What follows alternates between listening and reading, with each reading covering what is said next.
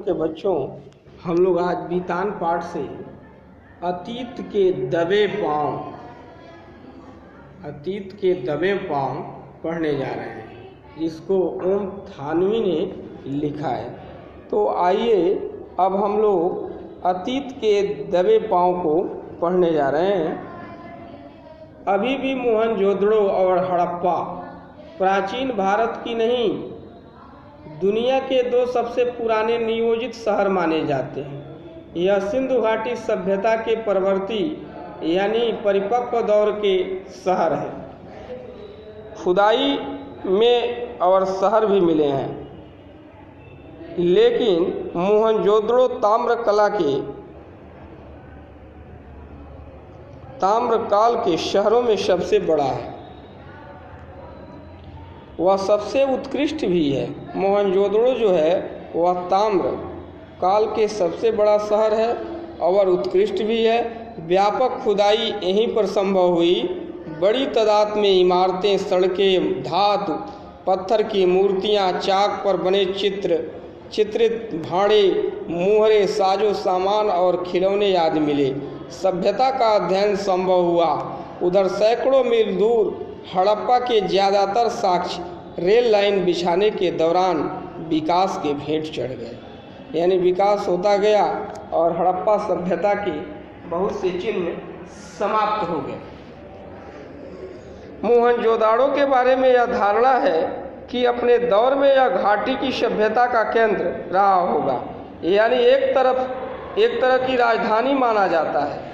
यह शहर 200 हेक्टेयर क्षेत्र में फैला था। आबादी कोई 85,000 थी।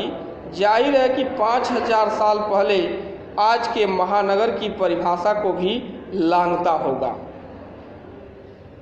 दिलचस्प बात यह है कि सिंधु घाटी मैदान की संस्कृति थी, पर मोहनजोदड़ो छोटे मोटे टीलों पर आबाद था।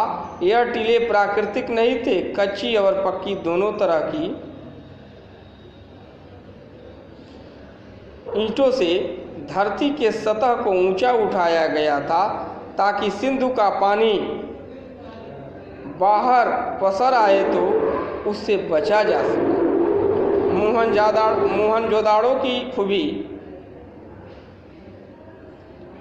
मोहनजोदड़ो की खूबी यह है कि इस आदिम शहर की सड़कों और गलियों में आप आज भी घूम फिर सकते हैं। यहाँ की सभ्यता और संस्कृति का सामान भले अजायब घरों की शोभा बढ़ा रहा हो, शहर जहाँ था अब भी वहीं है। आप इसकी किसी भी दीवार पर पीठ टिकाकर सुस्ता सकते हैं। वह एक खंडहर क्यों न हो, किसी घर की देहरी पर पांव रखकर आप सहसा सहम सकते हैं। रसोई की खिड़की पर खड़े होकर उसकी गंध महसूस कर सकते हैं, या शहर के किसी सुनसान मार्ग पर कान देकर उस बैलगाड़ी की रुनझुन सुन सकते हैं, जिसे आपने पुरातत्व की तस्वीरों में मिट्टी के रंग में देखा है। सच है कि यह किसी की आंगन की टूटी फूटी सीढ़ियाँ अब आपको कहीं नहीं ले जाती, वे आकाश की तरफ अधूरी रह जाती हैं, लेकिन उन अधूरे पायदानों पर खड़े होकर अनुभव किया जा सकता है कि आप दुनिया की छत पर हैं। वहाँ से आप इतिहास को नहीं, उसके पार झांक रहे हैं। सबसे ऊंचे चबूतरे पर बड़ा बौद्ध स्तूप है, मगर यह मोहनजोदड़ो की सभ्यता के बिखरने के बाद एक जीर्ण शीर्ण टीले पर बना। कोई 25 फुट ऊंचे चबूतरे पर 26वीं सदी से पहले बनी ईंटों के दम पर स्तूप को आकार दिया गया। चबूतरे पर भिक्षुओं के कमरे भी हैं। 1922 में जब रखालदास बनर्जी यहाँ आए, तब वे इसी स्तूप की खोजबीन करना चाहते थे, लेकिन इसके गिर्द खुदाई शुरू करने के बाद उन्हें इल्हाम हुआ कि यह एहसास हुआ कि यहाँ ईसा पूर्व के निशान हैं। भारतीय पुरातत्व सर्वेक्षण के महानिदेशक जॉन मार्शल के निर्देश पर खुदाई का व्यापक अभियान शुरू हुआ। धीमे धीमे यह खोज विशेषज्ञों को सिंधु सभ्यता की देहरी पर ले गई, उसके दरवाजे तक ले गई। इस खोज ने भारत के मिस्र और मेसोपोटामिया, इराक की प्राचीन सभ्यताओं के समक्ष ला खड़ा किया।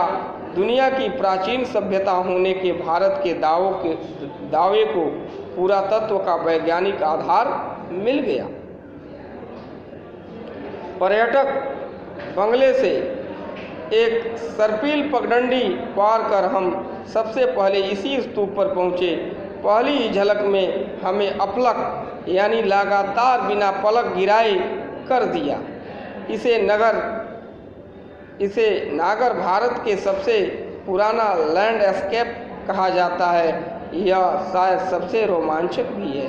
न आकाश बदला है न धरती पर कितनी सभ्यताएं, इतिहास और कहानियां बदल गईं। इस ठहरे हुए दृश्य में हजारों साल से लेकर पल भर पहले तक की धड़कन बसी हुई है।